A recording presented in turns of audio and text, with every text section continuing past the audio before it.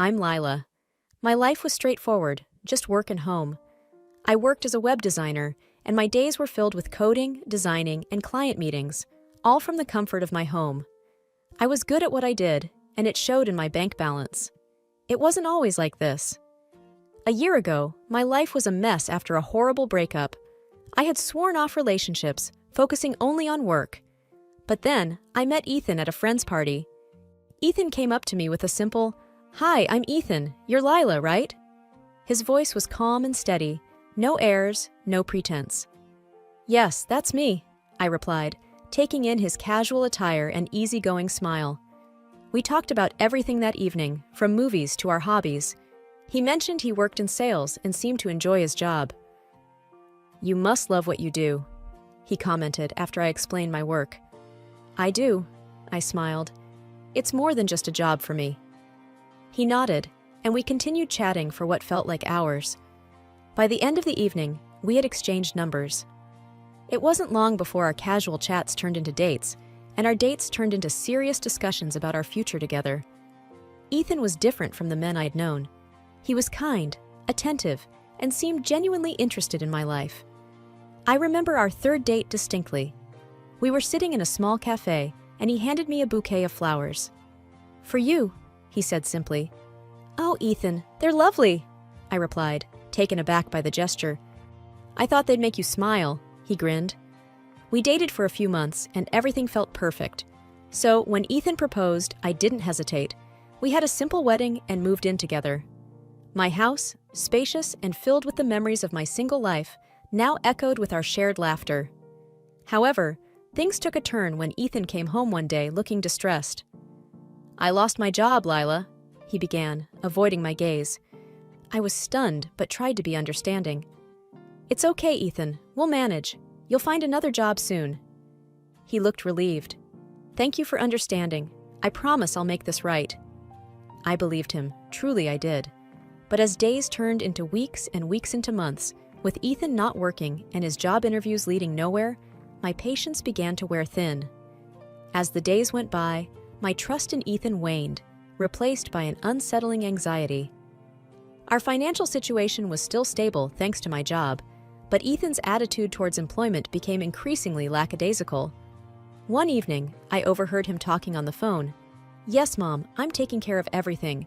Lila's just doing her little web designing thing, but I'm handling the big stuff." That conversation irked me. Was he implying that he was the primary earner?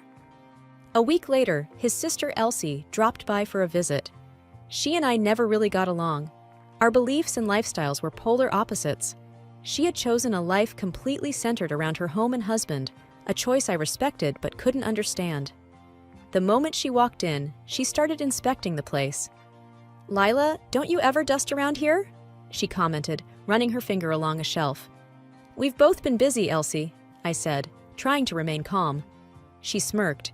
"Well, maybe if you focused less on work and more on your home." "Elsie, Lila's doing a lot, okay? You don't need to come here and criticize." Ethan quickly interjected, trying to mediate. Elsie raised an eyebrow. "Oh, I know you're taking care of everything, Ethan. I just feel bad you married someone who can't even keep a house tidy." I was fuming. "Elsie, it's not just my job to keep the house clean. Ethan lives here too." Ethan glanced at me, then at his sister, a silent plea in his eyes. "Let's not discuss this here," he said softly. Elsie smirked. Of course, wouldn't want to make things uncomfortable. But remember, Ethan, a man's role is to provide. I was left seething as Elsie sauntered out, leaving a trail of tension in her wake. Later that evening, I tried talking to Ethan. "Why does Elsie think you're the main provider? Why is she under the impression that I'm just sitting around doing nothing?" Ethan looked uncomfortable. "Look, Lila, I might have mentioned to her that I'm handling a lot of things. I didn't want her or Mom thinking less of me because I'm not working." "That doesn't give you the right to belittle my contribution, Ethan. We're supposed to be a team," I replied, frustration evident in my voice. Ethan sighed. "I'm sorry, Lila. I'll clear things up with Elsie and Mom. Please give me some time." The days that followed were full of tension. Every morning, as I settled into my home office, the same nagging thought kept bothering me. Was Ethan being truthful? How much more was he keeping from me? It was one evening, as I sat down to pay some bills, that I noticed something off. A hefty amount had been transferred monthly from our joint account to an unfamiliar one. Curiosity piqued, I decided to dig deeper. I approached Ethan as he lounged on the couch. "Hey, I noticed some transfers from our account. Do you know anything about it?" Ethan looked up, startled. "Oh, yeah, that's just some money I've been sending to Mom to help her out." I raised an eyebrow. "Help her out? With what? And why didn't you tell me?" He hesitated. "Well, she has some expenses, and since I'm not working, I thought I'd support her with our savings." I was taken aback. "Ethan, that's our money. We should be discussing these things together. It's a considerable amount." Ethan looked away. "I didn't think it was a big deal, Lila. She's family." Frustration bubbled up. "But so am I. Why didn't you talk to me about this?" I didn't want you to worry," he muttered. My voice began to tremble with anger. "Ethan, keeping secrets, especially about money, isn't right. We made a commitment to each other. This isn't how it's supposed to work." He sighed. "I know, Lila. I didn't want to feel useless. I wanted to at least do something for my family since I can't for ours right now." I looked at him, tears in my eyes. "But you are doing something. You're sharing your life with me. We need trust and transparency. Without that, what do we have?" Ethan lowered his gaze. "I'm sorry, Lila. I messed up." I took a deep breath. "We need to fix this, Ethan, starting with being honest about everything." He nodded, looking genuinely remorseful. "I promise, no more secrets." But as the night wore on and I lay in bed, I couldn't shake off the feeling of betrayal. In the wake of our last conversation, things felt even more strained between Ethan and me. Though he promised transparency, my own curiosity led me on a path to uncover the depth of his deception. One evening, as Ethan went out under the guise of another job seminar, I decided to do a little detective work. Going through our financial statements, I traced back every transaction to his mother's account. The sums were large, far more than one would need for general assistance. I picked up my phone and called my friend Jane, who worked at a bank. "Hey, Jane, I need a favor," I began, hesitating. "Can you help me look into an account? I think something's off." There was a pause on the other line before Jane replied, "Lila, you know that's not exactly legal." "I know, but I'm desperate," I admitted. "I promise. I won't get you in trouble." After hearing my story, Jane hesitated for a moment and then said, "Okay, send me the account number. I'll see what I can do." A day later, she called me back with information that confirmed my suspicions. "Lila," Jane began, her voice low, "the money Ethan's sending to his mother? It's not just sitting there. It's being funneled into an investment account, and the amounts are substantial." My heart sank. "Investment account?" "Yes, and the worst part is, it's under both his mother's and his name." I was speechless. Not only was he giving away our savings, but he was also making investments without informing me. "Jane, thank you," I managed, my voice breaking. "I'm so sorry, Lila," she replied. I sat in our living room, the weight of betrayal pressing down on me. How could he?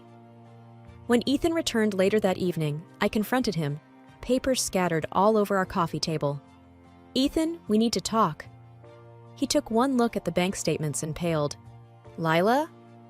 "Why, Ethan? Why did you lie to me?" I demanded. Ethan swallowed hard. Mom convinced me it was a good investment. She said we'd double our money in no time. I thought I was doing it for us." "But it's our money, Ethan," I exclaimed.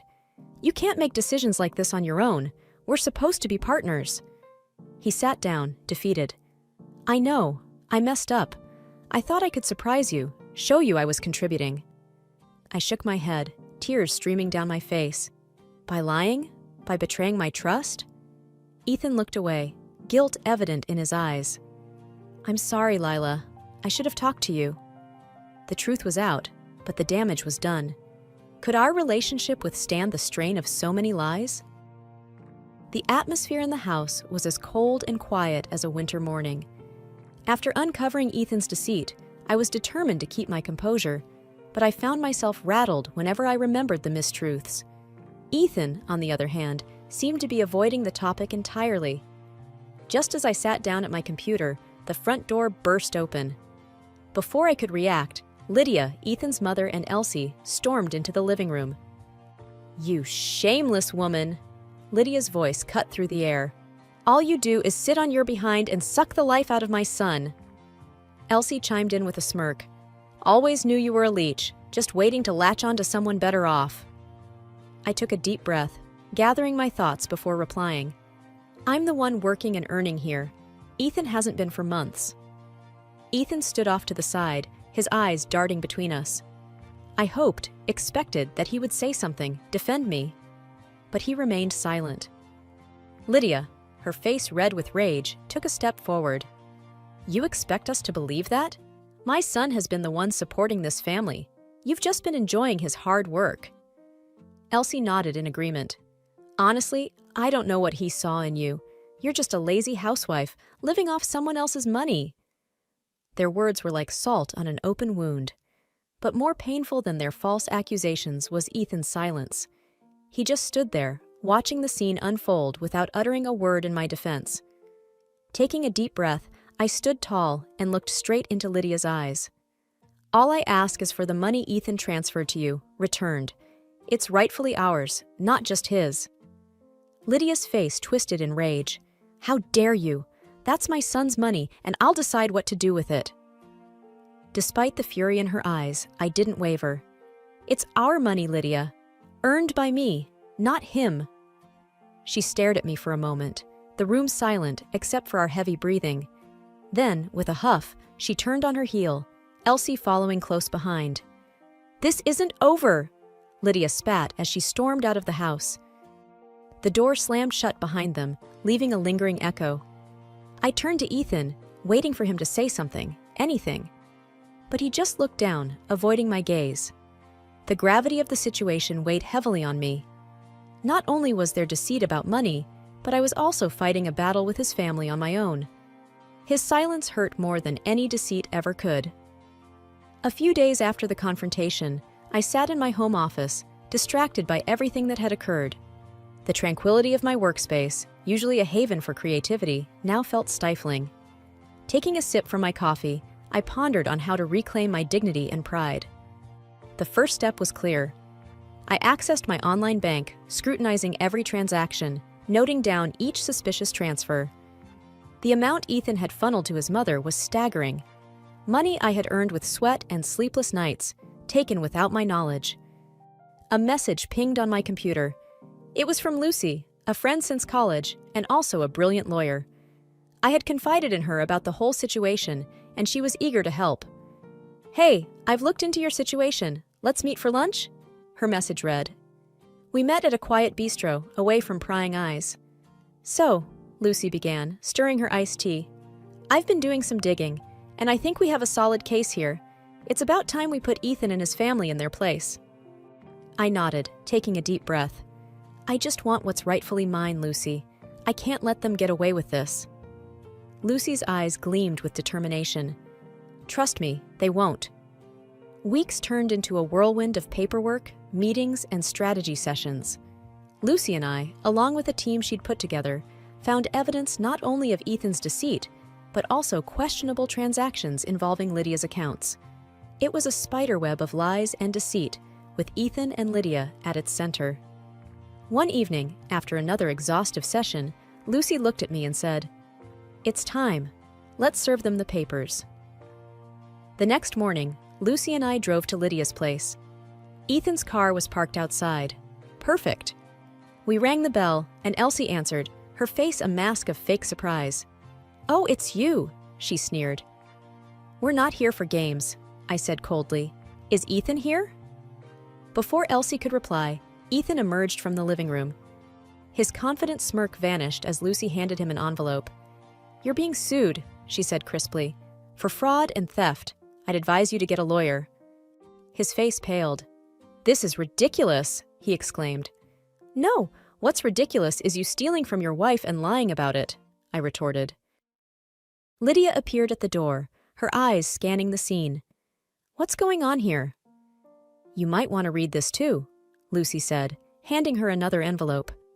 As Lydia read the documents, her face went from smug to horrified. "You can't do this." I stood tall, all the pain and humiliation fueling my resolve. "I can, and I am. See you in court."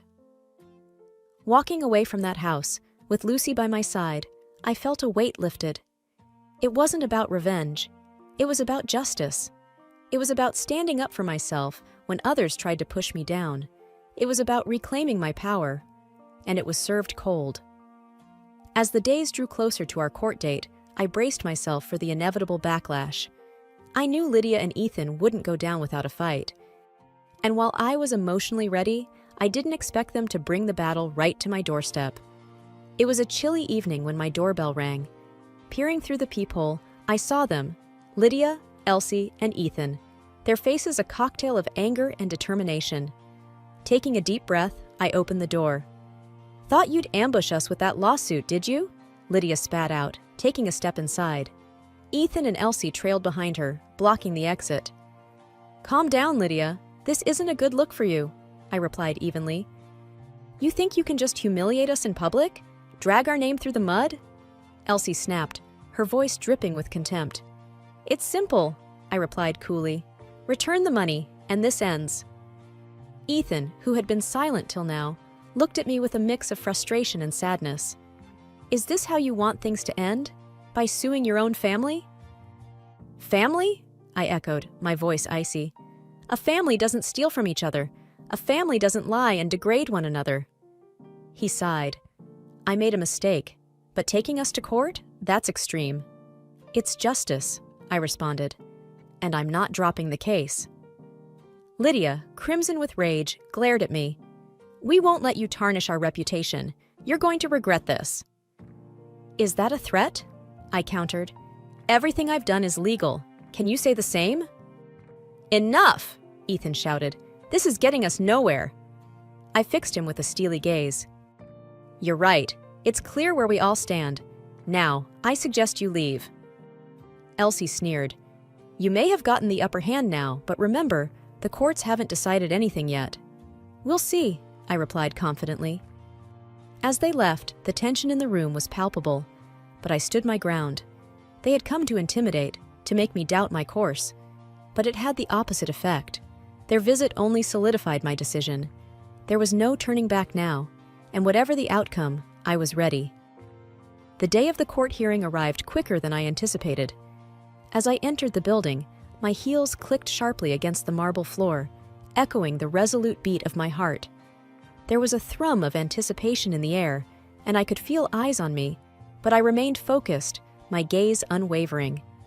Sitting across the room, Lydia, Elsie, and Ethan whispered among themselves, casting furtive glances in my direction. Ethan looked especially worn out, his earlier confidence replaced by clear anxiety. Lydia, on the other hand, wore a mask of defiance, while Elsie's face was set in a frown, her eyes hard and calculating. The room fell silent as the judge entered, taking her place at the bench. "We are gathered here today to discuss the matter of financial fraud and theft," she began. "Present your case." My lawyer stepped forward, presenting the evidence of the unauthorized transfers and Ethan's deception. The paper trail was undeniable, every detail meticulously recorded. The judge frequently glanced up from the documents, looking first at Ethan and then at me. Ethan's lawyer made a valiant attempt to argue that the money was gifted willingly, but the evidence against them was insurmountable. When Lydia was called to the stand, her arrogance was palpable. "That money was for my son," she declared. "It was only right that he should have it." "But it wasn't yours to take," I replied calmly when it was my turn to speak. "And it wasn't yours to keep," Lydia snapped, pointing a shaking finger at me. The judge interjected. "This isn't about family dynamics. This is about the law, and the law is clear on this matter." Hours seemed to stretch on as the proceedings continued. When the final verdict was read, vindication surged through me. Ethan was ordered to return every cent he had taken, and additional punitive damages were awarded to me for the deceit and emotional trauma. After the hearing, as I stepped out into the crisp air, I felt lighter than I had in months. This was more than just a legal victory. It was my emancipation from the shackles of deception, disrespect, and manipulation. Ethan approached, his face pale. "I'm sorry," he murmured, not meeting my eyes. I looked at him, really looked at him, and for a moment, I saw the man I had fallen in love with. But that image was quickly replaced by the reality of who he had become. "It's too late for sorry," I replied. As I walked away, I felt a sense of finality. It was the end of a painful chapter in my life, but it was also the beginning of a new one where I was in control, where I was free. That evening, as I sat in my home, the silence was soothing. There were no more whispers, no more deceit, no more games. I had reclaimed my life, my dignity, and my peace. And as the sun set, casting a warm golden hue across the room, I knew that tomorrow would be a new day, full of promise and endless possibilities.